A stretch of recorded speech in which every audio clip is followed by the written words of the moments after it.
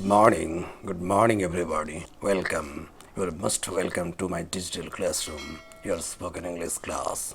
As usual, I'll read a very simple story today. Listen to it carefully and try to understand it. See if you can.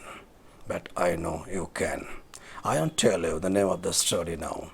At the end, you will get the name and the moral. The story. The rumor reached a certain huckster who owned an ass. The salt was to be had cheap at the seashore. So he and the ass proceeded down to the shore to buy some. There he loaded his poor beast with as much as he could bear and started for home.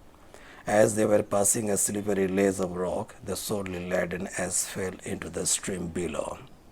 The water melted the salt, thus relieving the beast of his burden. Gaining the bank with ease, he pursued his journey homeward, light in body and in spirit. The huckster, nothing daunted, set out again for the seashore for a load of salt. He piled an even heavier burden upon the ass. On their return, as they crossed the stream, into which the ass previously had fallen by accident, this time he fell down on purpose. As before, the water dissolved the salt and freed him from his load. Very much perplexed by his loss, the master began to think how he could cure the animal of his tricks. So, on the next journey to the seacoast, he freighted the ass with a load of sponges.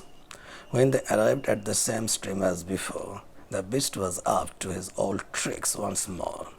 No sooner was he in the river than the sponges became soaked with water, and instead of lightening his burden, he found, as he staggered homeward, that he had more than doubled the weight of it.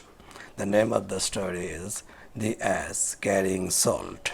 The moral: an old trick may be played once, not too often.